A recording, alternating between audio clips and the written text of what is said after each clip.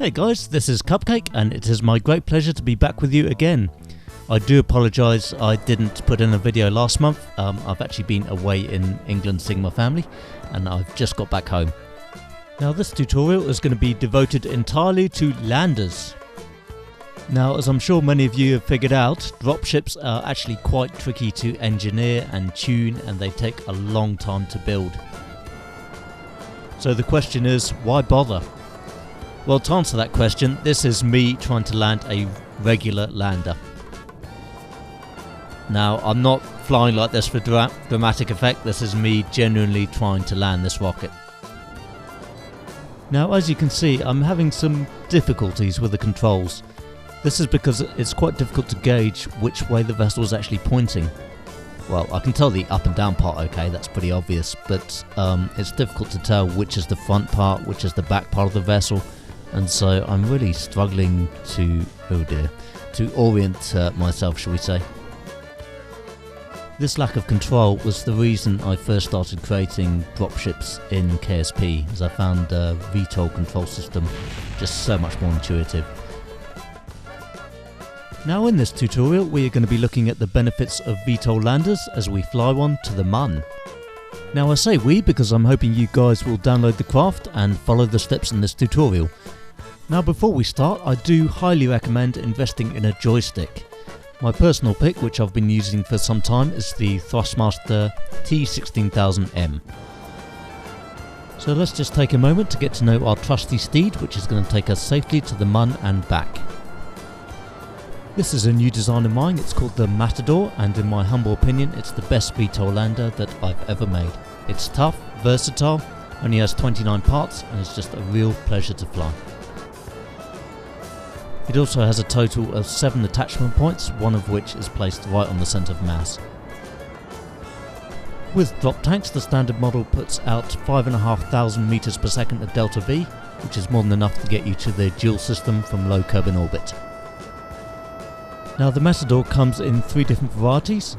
This model is equipped with an aerospike engine which makes it good for Duna. It can also land on Tylo.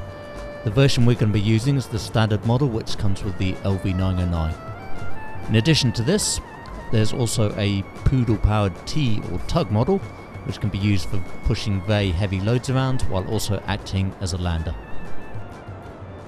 Now unlike the previous vessel, I'm having no difficulty whatsoever controlling this one. The simple reason for that is it's very clear, which end is the front, which end is the back, and as such it's pretty effortless for me to orientate and control the craft. Anyway, I think it's about time we got started. To take off, just activate the SAS or stability control, set full throttle and hit the stage button. I should mention by way of disclaimer that launch vehicles aren't really my strong suit and this one does fly like a bit of a pig. So think of it as an example, but I'm sure you guys will be able to make much better versions or at the very least improve this one. Now once the SRBs run out of fuel, just press the stage button to eject them. The drop tanks won't be too far behind. Once the needle reaches the end of the light blue tab, gently start pitching over on a 90-degree heading. By the time you get to the dark blue tab, you want to be on a 45-degree angle.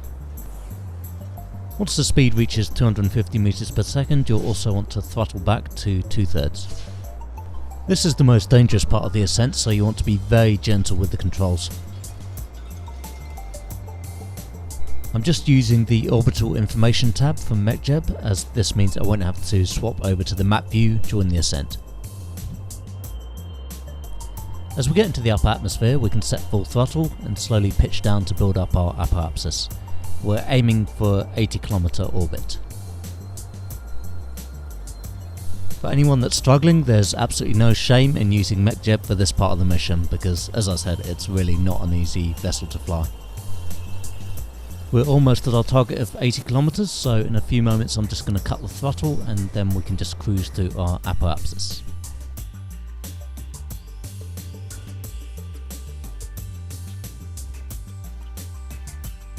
So we're about 30 seconds away from our apoapsis and I'm just going to relight the engines and burn off the last of the fuel from the launch vehicle. With that done, we can throttle back and stage to eject the launch vehicle and nose cones. We also want to switch to vertical axis control by setting control from here on the top docking port.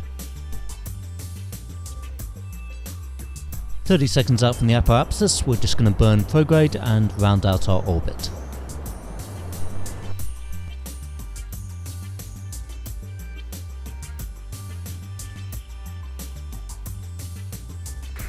As for the launch vehicle, it's just going to re-enter the atmosphere on its own accord, which is good because we don't want junk like that in space.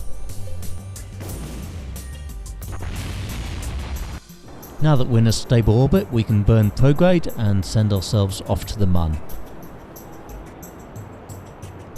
We're actually going to aim for an impact trajectory so that when we eject the drop tanks, they're going to crash on the lunar surface. Once you've got rid of the drop tanks, you'll just want to bring your periapsis on the Mun back up to 10 kilometers.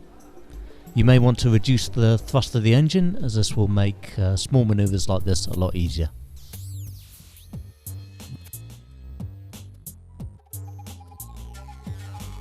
Once you reach the Mun, you'll want to burn retrograde so that your apoapsis and periapsis both read about 10 kilometers. With this done, we could do a gentle deorbit burn that will get us ready for landing.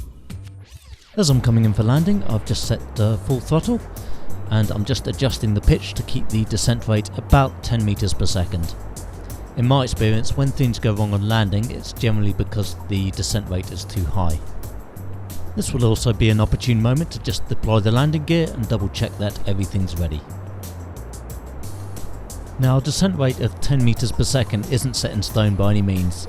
It's good to get into the habit of looking ahead, of reading the terrain and adjusting the pitch accordingly. If in doubt, just slow or even stop your descent rate to avoid obstacles such as hills, ravines or whatever else. As we start our final descent, I'm just starting to get a sense of where our landing site will be, and in a few moments I'm going to press the C key twice, which will switch us from vertical to horizontal or VTOL control. Looks like we've got a wee bit of time before we land, so I'm just going to let you guys know about the two tutorials I've got planned. One is a more advanced tutorial, again using the Matador, which is going to cover landings on Duna and Tylo as well as docking. Also was hoping to do another tutorial centered around the Moth ultralight ion dropship, which will cover the basic operation of the craft, and will also take a trip to the dual system. So you guys let me know which you'd like to see first, and I shall produce the video accordingly. Right, so we're just about to touch down. I've kept the main engine going at full throttle as long as I can, and now I'm just going to reduce it slowly and bring us in for a nice gentle touchdown.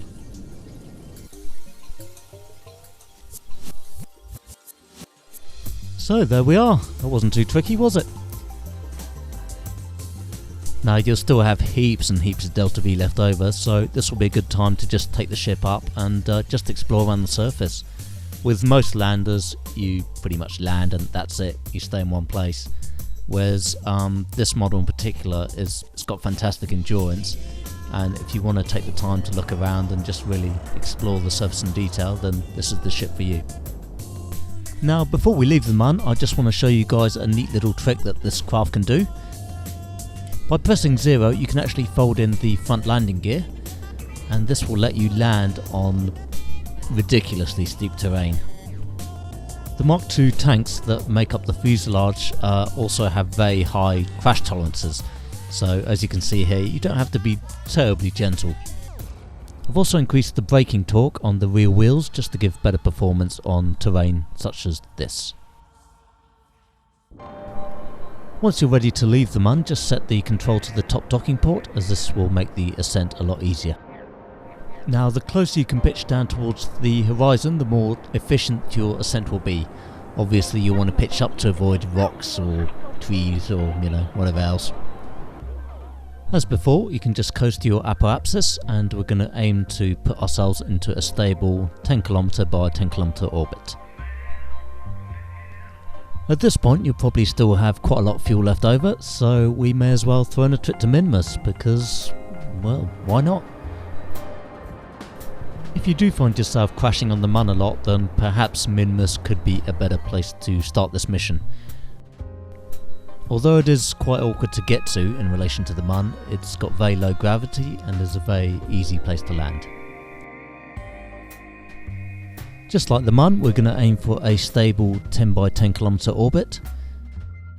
Minmus has a slightly eccentric orbit, which means you may have to do a small correction burn just to bring your orbit round to the equator.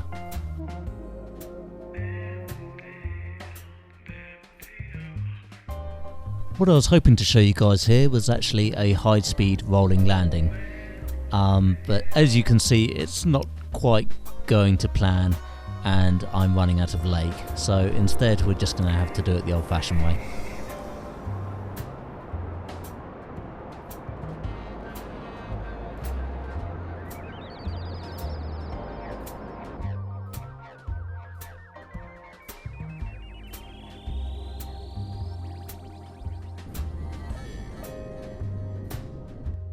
Minmus is lovely. Nothing bad ever happens on Minmus. Now, as you can see, the craft is performing quite nicely. The one issue I do want to warn you about though is in relation to entering and exiting the cockpit. In order to do this, you want to stand your Kerbal on top of the front air intake, which kind of doubles for a windscreen, shall we say, and press the B key. Right, now before we head for home, we just want to time warp and put Kerbin smack in the middle between Minmus and the Sun. And just like on the Mun, we want to switch back to vertical axis control as we make our ascent. Now the reason we time warped earlier was just to make sure that when we re-enter Kerbin's atmosphere, it's going to be on the day side. Because I don't know about you guys, but I'm not a big fan of night landings. As we burn our way out of Minmus's sphere of influence, we just want to aim for a 20 kilometer periapsis on Kerbin. The descent itself is pretty easy really. All you have to do is just set the craft to point retrograde.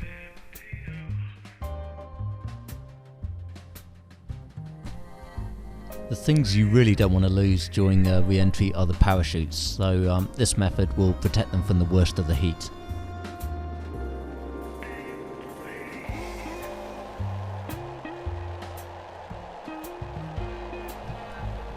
The Mark II parts used in this design also have a very high heat tolerance, so they can handle some pretty heavy re-entries. As you descend, you can also run the engines to just dump the rest of the fuel, as this will help give you a softer touchdown. With the Aerospike model, you can in fact make a powered touchdown when landing back on Kerbin, or even fly around the Space Center itself by taking off the drop tanks.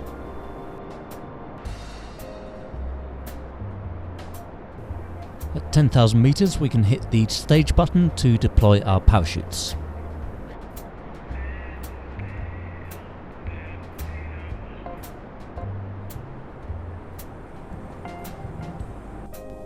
If you do find yourself out in the ocean, then this craft can also handle splashdowns without too many issues.